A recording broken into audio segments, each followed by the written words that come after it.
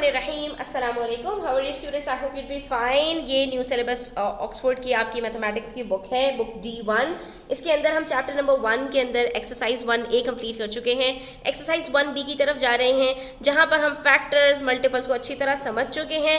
अब बारी आती है highest common factor, least common multiple, HCF, LCM, prime factors, इन सब के साथ खेलने की।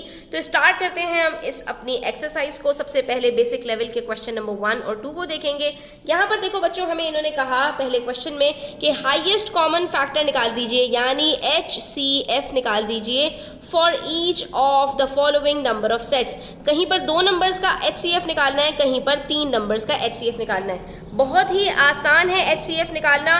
2 मेथड्स आपको सिखा रही हूँ, जो मेथड अच्छा लगे आप यहाँ पर अप्लाई करके जो है वो HCF को निकाल सकते हैं। तो यहाँ पर मेरे पास 2 अदर नंबर्स हैं, एक है 12, दूसरा है 30। HCF निकालने का मतलब ये होता है स्टूडेंट्स कि मुझे 12 के और 30 के फैक्टर्स में से ऐसा नंबर बता दो जो इन दोनों में कॉमन भी हो और सबसे बड़ा फैक्टर हो जो इन दोनों के दरमियान कॉमन हो। क्या मतलब, हम जरा इसको अच्छी तरह से समझते हैं। जब हम प्राइम फैक्टराइजेशन के थ्रू फैक्टर्स निकालते हैं स्टूडेंट्स, तो हम यहाँ पर दोनों के फैक्टर्स अलग अलग निकालेंगे। प्राइम फैक्टराइजेशन के थ्रू क्या मतलब होता है कि यहाँ पर लेफ्ट हैंड साइड पर मुझे 12 के सारे प्राइम फैक्टर्स बता दो कि जिनसे मिलकर 12 बना, यानी कि वो सारे प्राइम नंबर्स कि मैं जिनको आपस में मल्टीप्लाई करूं तो मेरे पास 12 आंसर आ जाए। इवन नंबर्स हैं दोनों, हम दोनों को 2 से स्टार्ट करेंगे, ठीक है। 2 के टेबल में 12 कब आता है? 2 6 आर। फिर से इवन नंबर है, फिर से 2 लेंगे। फिर 2 के टेबल में 6 कब आता है? 3 आर। फिर अब 3 मेरे पास जो है वो एक ऑड नंबर है लेकिन प्राइम नंबर है, तो 3 को हम अब डिवाइड करेंगे तो आखिर में हमारे पास 1 आ गया। तो इसका मतलब है 12 मेरे पास कॉम्पोजिशन है 2 इंटू 2 इंटू 3 की। 2 2s आर 4, 4 3s आर 12। तो ये होते हैं हमारे पास स्टूडेंट्स प्राइम फैक्टर्स। क्यों? क्योंकि ये प्राइम नंबर्स भी हैं और ये 12 के वो फैक्टर्स हैं कि जिनसे मिलकर 12 बनाए। इसके अलावा 12 के टेबल में कोई और प्राइम नंबर नहीं आएगा।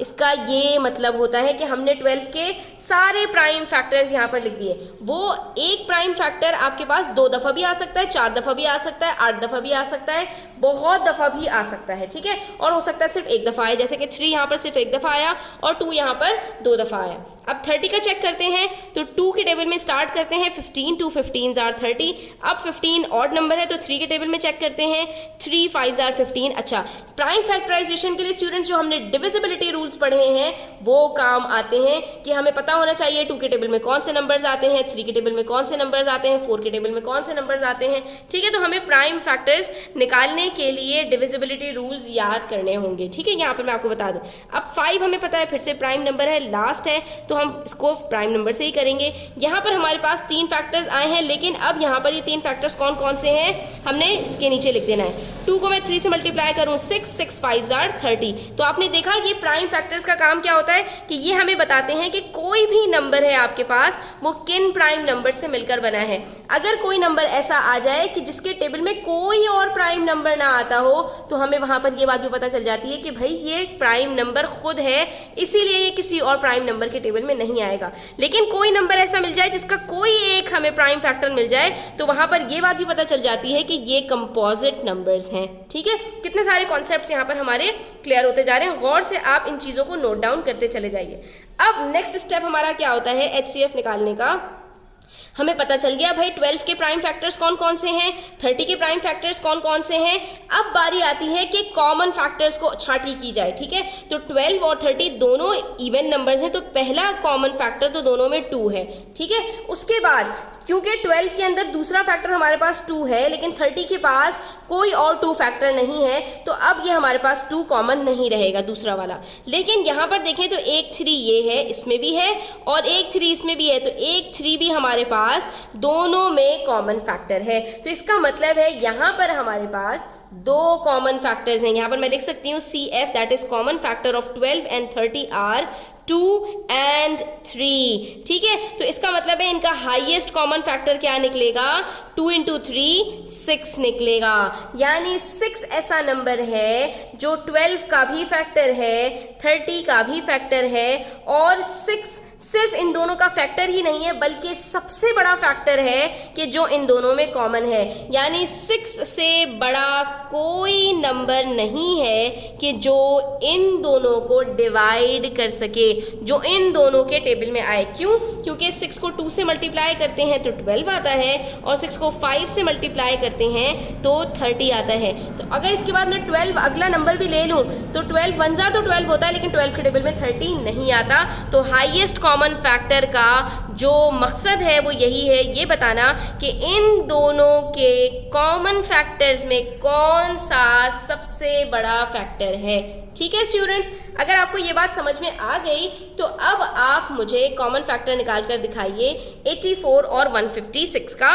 जबकि इनके कॉमन फैक्टर्स मैंने आपको यहाँ पर बता दिए, 84 के कॉमन 82 के प्राइम फैक्टर्स कौन से हैं और 156 के प्राइम फैक्टर्स कौन से हैं। तो अब आप मुझे कमेंट सेक्शन में बताएंगे कि इनका जो कॉमन फैक्टर है और फिर हाईएस्ट कॉमन फैक्टर HCF क्या होगा। ठीक है, अच्छा जी, अब आ जाते हैं पार्ट सी पर, और यहाँ पर हम निकालना सीखते हैं कि अगर हम जो है वो हमारे पास 3 नंबर्स हों तो हम उनका कॉमन फैक्टर कैसे निकालेंगे। ठीक है, तो उसके लिए भी हमने यही करना है कि सबसे पहले हम निकालेंगे 15 के कॉमन फैक्टर्स, फिर हम निकालेंगे 60 के कॉमन फैक्टर्स, और फिर हम निकालेंगे 75 के कॉमन फैक्टर्स। ठीक है, 3 नंबर्स हैं तो भी कोई प्रॉब्लम वाली बात नहीं है। लेकिन 15 हमारे पास ऑड नंबर से 3 से स्टार्ट करते हैं, 3 5 जार 15, 5 1 जार 5, सिर्फ 2 कॉमन फैक्टर्स हैं। 60 इवन नंबर है, 2 से स्टार्ट करते हैं, 2 30 जार, 2 15 जार, 3 5 जार और 5 1 जार, इसके 4 हमारे पास प्राइम फैक्टर्स हैं। 75 फिर से ऑड नंबर है, इसके अंदर डिविजिबिलिटी रूल हम चेक करेंगे, 3 का लग रहा है तो 7 + 5 12 होता है। हाँ जी, लग रहा है 3 के टेबल में आएगा।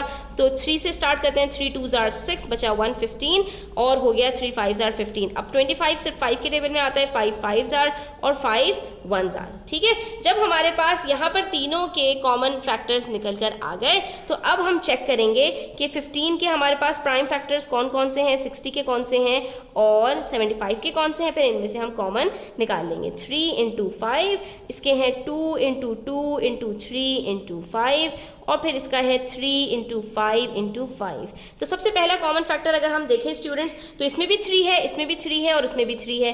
तो हमने ये इसको इस तरह से लिख दिया और ये हमारे पास पहला कॉमन फैक्टर 3 आ गया। उसके बाद इसमें 2 आ रहे हैं, इसमें इन दोनों में 2 नहीं है तो 2 कॉमन फैक्टर नहीं हो सकता। फिर नेक्स्ट देखते हैं क्या 5 तीनों में आ रहा है, तो 5 इसमें भी है, 5 इसमें भी है और 5 इसमें भी है। इसमें तो 2 हैं तो कोई सा भी एक ले लीजिए। ये आपके पास 2 इसके अंदर कॉमन फैक्टर्स आ गए। कौन कौन से?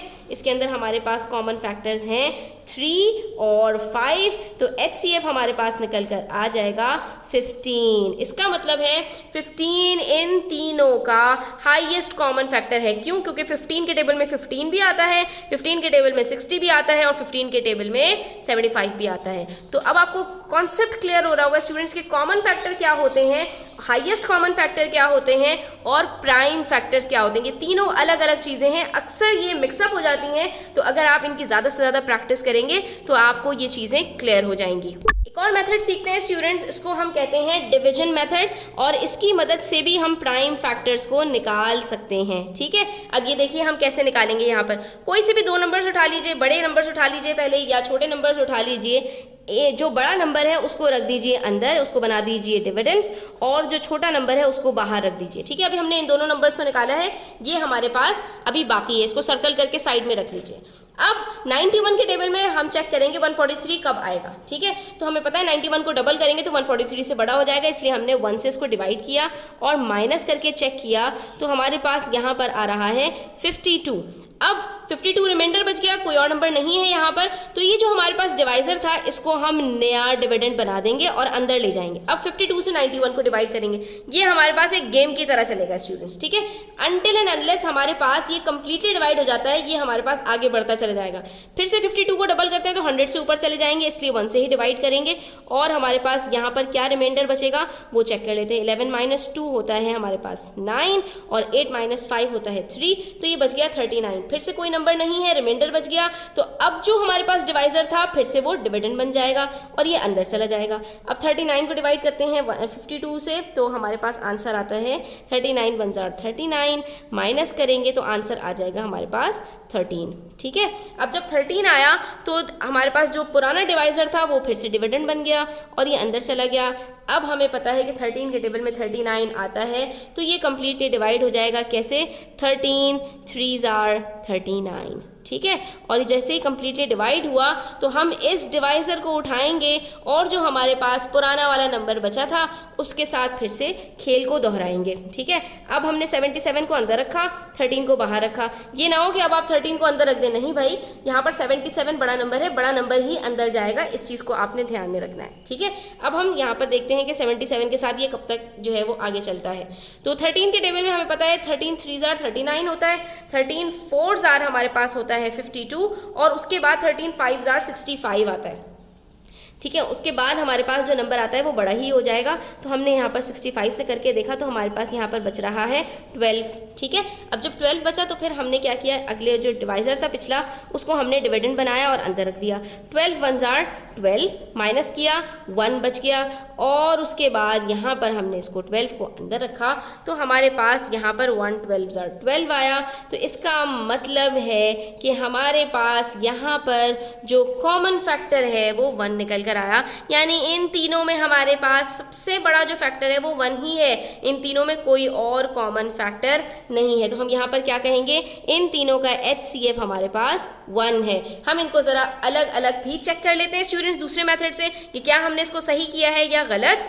तो बच्चों ये चेक कर लीजिए, यहाँ पर 77 के हमारे पास दो फैक्टर्स हैं 7 और 11, 91 के 7 और 13, 143 के भी दो फैक्टर्स हैं 11 और 13, लेकिन इन चारों में से यानी कि दो फैक्टर्स अगर आप देखें तो हमारे पास 7 भी आ रहा है, 11 भी आ रहा है, 13 भी आ रहा है, लेकिन 7 भी सिर्फ 2 में है, 11 भी सिर्फ 2 में है और 13 भी सिर्फ 2 में है। कोई हमारे पास फैक्टर ऐसा नहीं है जो तीनों में कॉमन हो। इसका मतलब है यहाँ पर हमारे पास कॉमन फैक्टर सिर्फ और सिर्फ 1 ही होगा, यानी ये तीनों नंबर्स ऐसे हैं कि इन तीनों का कोई भी 1 के अलावा कॉमन फैक्टर नहीं है। इसका मतलब है हमने बिल्कुल सही किया है। तो अब आपकी मर्जी है, आपको डिवीजन मेथड अच्छा लगता है तो आप डिवीजन मेथड से निकाल सकते हैं HCF, आपको प्राइम फैक्टराइजेशन अच्छा लगता है तो आप प्राइम फैक्टराइजेशन से निकाल सकते हैं। तो आई होप स्टूडेंट्स आपको मज़ा आया होगा, ये बहुत ही मज़े के क्वेश्चंस होते हैं, तो इनकी प्रैक्टिस किया करें, बार बार रिपीट किया करें, तो इससे आप कभी भी भूलेंगे नहीं और कभी भी आपसे कोई मिस्टेक भी नहीं होगी। बस इसके लिए मैं आपको एक टिप दूंगी